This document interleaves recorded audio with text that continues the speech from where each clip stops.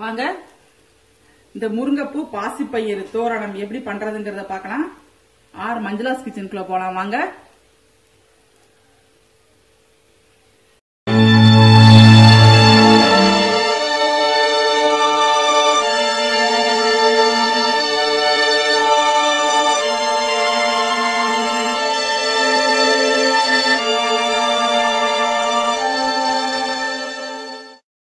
Hi viewers, R Manjula's கிச்சனுக்கு உங்களை வரவேற்கிறேன்.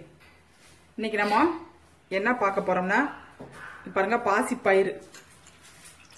பாசிப்பயிரை நான் நல்லா ஊற வச்சிருக்கிறேன். உங்களுக்கு ஊற வைக்கிற டைம்லனா வறுத்துட்டு வேக போட்டாலே வெந்துடும். ஒரு 4-5 விசில் சிம்லேயே வச்சோம்னா வெந்துடும். முருங்கைப்பூ இதை வச்சு ஒரு தோரணம் பண்ண போறோம். அப்படின்னா என்னன்னு தெரியுமா, ஒரு பருப்பு உசிலின்னு சொல்லும்ல, அதே மாதிரி அதே மெத்தேடு தான், கொஞ்சம் மட்டும் வித்தியாசமா இருக்கும் அந்த மாதிரி பண்றது. இது பாருங்க, ஒரு துண்டு இஞ்சி, தேங்காய், சீரகம், 2-3 மிளகு, சின்ன வெங்காயம், இதெல்லாம் நம்ம மிக்சியில போட்டு கொரகொரன்னு அரைச்சிக்கலாம். தண்ணி ஊத்தாம கொரகொரன்னு அரைச்சிக்கிடுவோம்.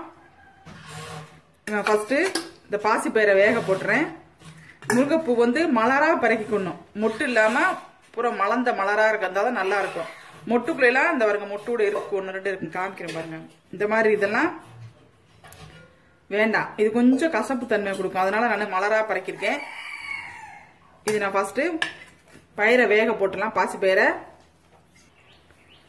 பாருங்க, தேங்காய், சீரகம், மிளகு, 4-5 சின்ன வெங்காயம்.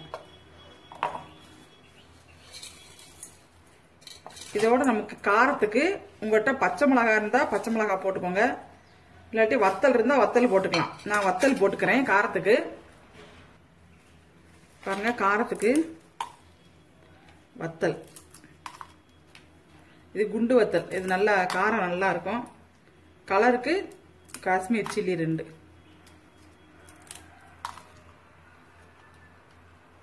காரத்துக்கு இன்னொரு வத்தல் கூட போட்டுலாம்.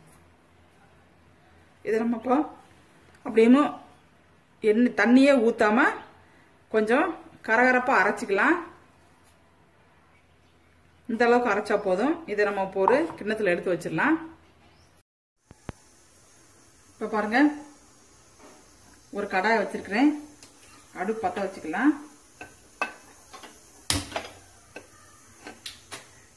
இதுல கொஞ்சம் எண்ணெய்,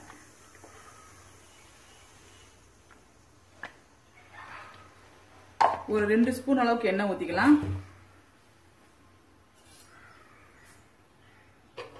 பாருங்க, எண்ணெய் சூடாயிருச்சு. கடுகு உளுந்து போட்டுக்கலாம். உளுந்து கொஞ்சம் கூடவே, உளுந்து தனி உளுந்து கொஞ்சம் போட்டுக்கோங்க.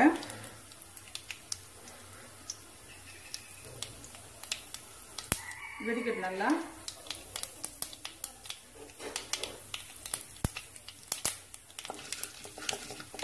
கொஞ்சம் நல்லா செவக்கணும். உளுந்து செவந்ததுக்கு அப்புறம் அடுத்த சிம்ல வச்சுக்கோங்க. சும்மா ஒரு கலர் பாக்குறதுக்கு கலர்ஃபுல்லா இருக்கணும். ஒரே ஒரு வத்தல் பிச்சு போட்டு, கொஞ்சம் வெங்காயம்,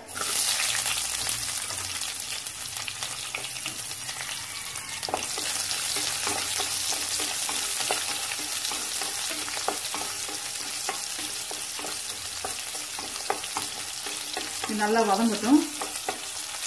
இந்த கருவேப்பிலை போட்டுக்கலாம்.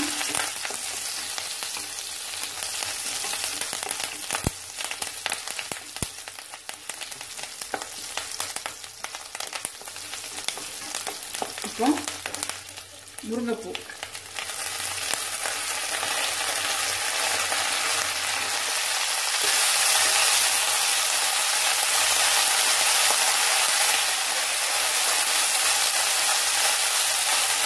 இது உடனே வதங்கிடும் ஈஸியா. பார்த்தீங்களா, புரிஞ்சு பார்த்தீங்கன்னா. இதை கொஞ்சம் உப்பு போடலாம். பாருங்க, நம்ம அடிச்சு வச்சிருக்க தேங்காய் பூ, தேங்காய், 2 சின்ன வெங்காயம், வத்தல், ஒரு துண்டு இஞ்சி, சீரகம், மிளகு, இது நல்லா பொழுபுழுன்னு ஆகிற வரைக்கும் நல்லா வதக்கிக்கலாம். பாருங்க, நல்லா பொழுபுழுன்னு வந்துச்சு. பாத்தீங்களா, இந்த அளவுக்கு நல்லா பொழுபுழுன்னு வந்ததுக்கு அப்புறம் நம்ம பாசி பயிர் அவிச்சு வச்சோம் பாத்தீங்களா, அந்த பாசி பயிரை இதோட சேர்த்துக்கணும். பாசி பயிர் நம்ம உப்பு போட்டு தான் அவிச்சிருக்கேன்.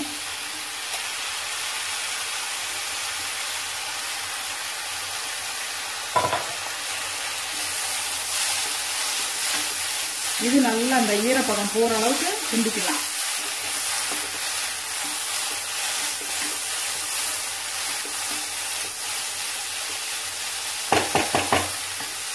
நீங்க இதுல வெள்ளைப்பூடு வேணாலும் நீங்க முதலே தட்டி போட்டுக்கலாம். அந்த வெள்ளைப்பூடு வாசம் வந்து வீட்டுல கொஞ்சம் என் பொண்ணு கொஞ்சம் சார மாட்டா, அதனால நான் வெள்ளைப்பூடு போடல.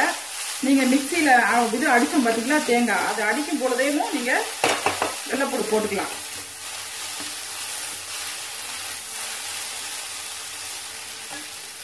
இப்ப இதுல பாருங்க கொஞ்சம் பெருங்காயத்தூள் கொஞ்சம் அப்படியே பரட்டி விட்டுருங்க.